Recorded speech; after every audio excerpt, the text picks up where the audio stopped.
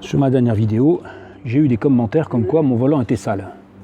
Donc là, j'ai trouvé un volant, pas sale, mais vraiment abîmé et sale, les deux. Donc là, c'est vraiment blanchi, etc. Et donc, on va refaire ce volant, en tout cas la jante du volant, parce qu'elle est en cuir. L'intérieur est en plastique, hein, donc ça, c'est autre chose. Et donc, pour ça, j'ai sorti, bien évidemment, comme d'habitude, l'ensemble du matériel dont j'ai besoin. Donc, papier de verre 1500 2000 2005, une brosse pour le nettoyage. On va sortir un produit de nettoyage de type All Purpose Cleaner, et après les produits de chez Colorlock qui sont excellents. Un nettoyant cuir lisse pour cuir abîmé, un nettoyant doux, je ne m'en servirai pas aujourd'hui, mais on s'en sert pour les fauteuils quand ils ne sont pas trop abîmés. La protection, mais avant de mettre la protection, on mettra la couleur, puisqu'en fait c'est une peinture qu'on met avec une petite éponge, et ça c'est pour la protection qui est ici. Voilà, donc on attaque tout de suite. Faut ouvrir. Voilà, et puis là on commence à frotter. Donc là c'est du nettoyant, hein, c'est tout. C'est de l'APC, moi c'est du Valet Pro que j'utilise, peu importe. Vous pourriez prendre un produit ménager, ce serait pareil. Ce qu'il faut, c'est enlever la crasse pour commencer. Après on fera avec le nettoyant cuir, mais pour commencer on fait avec un nettoyant très standard. Pendant qu'on y est, on fait des plastiques, parce que oulala, il y en a besoin. Ah ouais. Ouh, c'est sale, hein. Là on le voit, c'est tout noir. Voilà, donc j'ai pris une brosse plus petite, plus dure, et puis il n'y a plus qu'à frotter.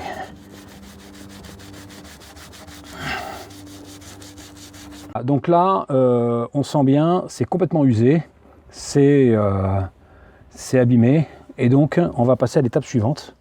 Donc on va faire un petit coup de nettoyage cuir avec les produits Colorlock, et après, il va falloir poncer tout ça pour refaire un volant correct. Donc chez Colorlock, ils ont deux produits de nettoyage, un qu'ils appellent le puissant et l'autre le doux. Donc là, bien sûr, on prend le puissant, cuir lisse, abîmé, hein.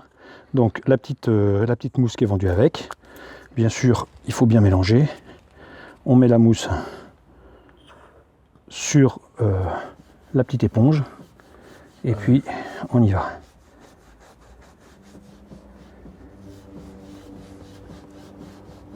Donc ça, c'est que cuir, hein, pas sur les plastiques. Quand on voit le noir qu'on sort, ouais. On peut dire que ça en a besoin. Mais du coup, c'est quand même très salissant, hein, parce que là, on est dans du profondément sale. Hein, on n'imagine pas, on met les mains là-dessus en permanence. Et en fait, c'est cochon. Donc là, on va regarder un peu où on en est. On va regarder les dégâts. Ouais. Bon.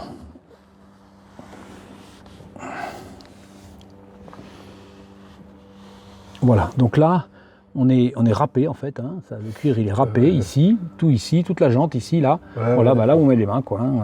Ici un petit peu, et puis le bas beaucoup moins, c'est normal. Donc maintenant, on va attaquer avec du papier de verre en 1500 à l'eau.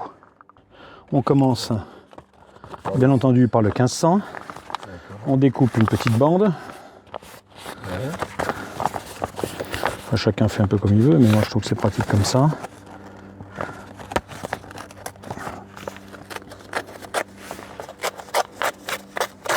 Alors le papier de verre comme ça, très fin, c'est pas facile à trouver. Donc moi je l'ai trouvé sur un site internet qui vend du matériel pour carrossier. Voilà, parce que c'est du matériel de carrosserie. Voilà.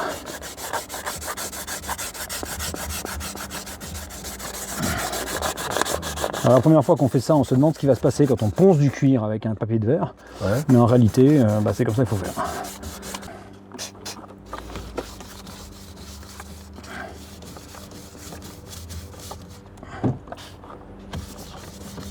C'est un peu cochon comme truc, mais...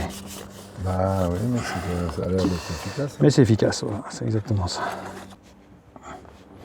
Bon, quand on parlait de volant sale, hein, je crois que là, on a touché le fond, là. Hein. Là, on a touché le fond, hein. J'en ai honte. Là, mon vieux. Voilà, alors il y a on encore tout ça, là, qui est pas bon. Donc on va reprendre un morceau en 1500 toujours. Bon, bah voilà, on va commencer par laisser sécher. On va se laver les mains. Et puis après on fera le point, on va voir ce que ça donne. Voilà, donc le volant est sec et donc on voit que On a ici une rugosité, c'est pas encore assez poncé, mais sinon c'est moins pire que je ne pensais. Bien entendu, il y a toute la partie décoloration, mais ça on va le reprendre, il n'y a pas de souci. Il faut juste reprendre ici un peu de ponçage. Donc on va reprendre le papier de verre, on voit c'est granuleux. Donc on va reprendre le papier de verre et puis on va insister. Donc j'ai pris une petite cale pour poncer. Le papier de verre,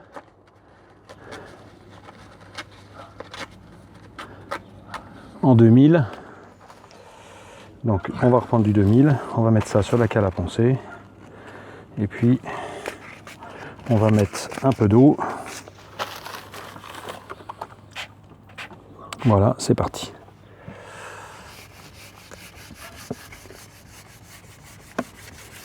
Donc rien de compliqué, c'est qu'une question de patience. Mais là avec la cale à poncer, on a un petit peu plus d'appui. On peut être plus efficace sur le ponçage, même s'il faut faire attention à l'arrondi à l'intérieur.